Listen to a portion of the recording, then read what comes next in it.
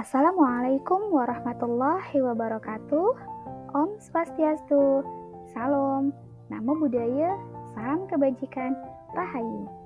Bertemu lagi dengan saya, Indah Maulana Rahma, calon guru penggerak Angkatan 10 dari SD Negeri 7 Banjaranyar, Kecamatan Kediri, Kabupaten Tabanan, Provinsi Bali. Pada kesempatan kali ini, saya akan memaparkan koneksi antar materi Modul 2.1 Pembelajaran untuk memenuhi kebutuhan belajar murid. Selama kegiatan, saya dibersamai oleh Bapak Imade Widya Astawa MPD selaku fasilitator dan Ibu Gusti Ayu Aris Widiantari SPD MPD selaku pengajar praktik. Apa itu pembelajaran berdiferensiasi? Pembelajaran berdiferensiasi adalah usaha guru dalam menyesuaikan proses pembelajaran di kelas untuk memenuhi kebutuhan belajar individu murid. Artinya, pembelajaran berdiferensiasi adalah proses pembelajaran yang dibuat sedemikian rupa sehingga murid merasa nyaman dan tertantang untuk mengikuti kegiatan pembelajaran. Perlu kita ingat dan kita tahu bahwa setiap anak adalah unik. Mereka punya kelebihan dan kekurangan masing-masing. Begitu pula dengan minat, bakat, kebiasaan, pola pikir, kemampuan, dan lain-lain. Setiap anak pasti berbeda. Maka dari itu, diperlukan usaha guru untuk bisa memenuhi segala kebutuhan belajar murid yang berbeda-beda, sehingga murid merasa nyaman dalam mengikuti kegiatan pembelajaran dan tujuan pembelajaran dapat tercapai. Tujuan utama dari pembelajaran berdiferensiasi adalah memberikan pengalaman belajar yang sesuai dan relevan bagi setiap murid dalam kelas, sehingga setiap murid memiliki kesempatan yang sama untuk berhasil. Lalu, bagaimana ya cara untuk dapat melakukan pembelajaran berdiferensiasi di kelas? Agar dapat melakukan pembelajaran berdiferensiasi, guru harus memahami tujuan pembelajaran terlebih dahulu, kemudian mengetahui dan merespon kebutuhan belajar murid, mampu menciptakan lingkungan belajar yang mengundang murid untuk belajar, lakukan manajemen kelas yang efektif, dan lakukan penilaian berkelanjutan. Berkaitan dengan kebutuhan belajar murid, guru harus memahami 3 aspek berikut. Yang pertama, kesiapan belajar murid atau readiness. Yang kedua, minat belajar murid. Dan yang ketiga, guru harus memahami profil belajar murid. Yang pertama, kebutuhan belajar murid berdasarkan aspek kesiapan belajar murid atau readiness. Kesiapan belajar mengharuskan guru untuk menilai pengetahuan awal dan menentukan apa yang telah murid ketahui dan di mana murid berada. Yang kedua, kebutuhan belajar murid berdasarkan aspek minat murid. Minat setiap anak pasti berbeda-beda. Minat adalah salah satu motivasi bagi murid untuk terlibat aktif dalam proses pembelajaran. Yang ketiga, kebutuhan belajar murid berdasarkan aspek profil belajar murid. Profil belajar murid dipengaruhi oleh faktor lingkungan, budaya, gaya belajar, dan kecerdasan majemuk. Karena setiap anak tinggal dan hidup pada lingkungan yang berbeda, dengan budaya yang berbeda, gaya belajar yang berbeda, serta kecerdasan yang berbeda-beda.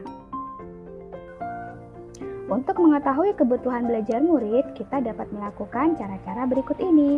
Di antaranya bisa melalui pengamatan terhadap perilaku murid, mengidentifikasi pengetahuan awal, mereview dan melakukan refleksi terhadap praktek pengajaran, berbicara dengan guru murid sebelumnya, membaca rapot murid di kelas sebelumnya untuk mengetahui kompetensi dari masing-masing murid, dan kita juga bisa melakukan berbagai penilaian formatif dan diagnostik.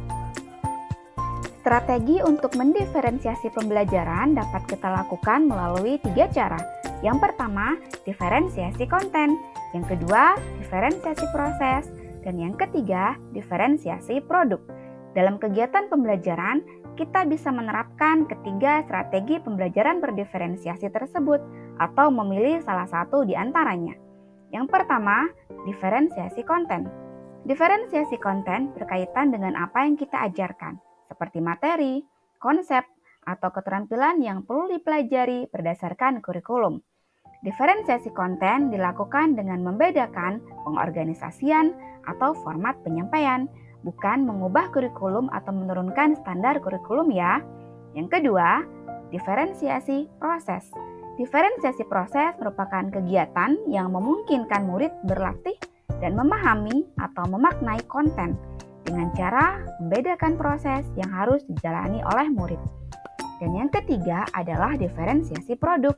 Diferensiasi produk merupakan bukti yang menunjukkan apa yang murid telah pahami dengan cara membedakan atau memodifikasi produk sebagai hasil belajar murid, hasil latihan, penerapan, dan pengembangan apa yang telah dipelajari oleh murid. Lalu, adakah keterkaitan antara modul pembelajaran untuk memenuhi kebutuhan belajar murid yang dirangkum dalam modul 2.1 dengan modul-modul yang lain? Tentu saja ada.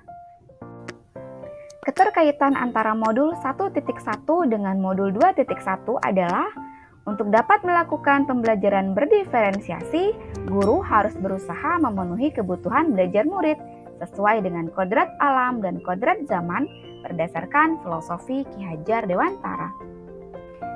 Sedangkan keterkaitan antara modul 1.2 dengan modul 2.1 adalah dalam melakukan pembelajaran berdiferensiasi, seorang guru penggerak harus berpihak pada murid, reflektif, mandiri, kolaboratif, dan inovatif untuk menciptakan pembelajaran berdiferensiasi agar dapat memenuhi kebutuhan belajar murid. Dengan demikian, seorang guru penggerak dapat mewujudkan kepemimpinan murid dengan menuntun murid merdeka belajar. Hal ini sesuai dengan nilai dan peran guru penggerak. Pembelajaran berdiferensiasi dapat menjadi salah satu strategi untuk mewujudkan visi guru penggerak yang berpihak pada murid. Ini merupakan keterkaitan antara modul 1.3 dengan modul 2.1. Yang terakhir adalah keterkaitan antara modul 1.4 dengan modul 2.1. Dalam pelaksanaan pembelajaran berdiferensiasi, antara guru dan murid harus ada kesepakatan kelas terlebih dahulu agar proses pembelajaran dapat berjalan dengan baik sesuai dengan nilai-nilai budaya positif.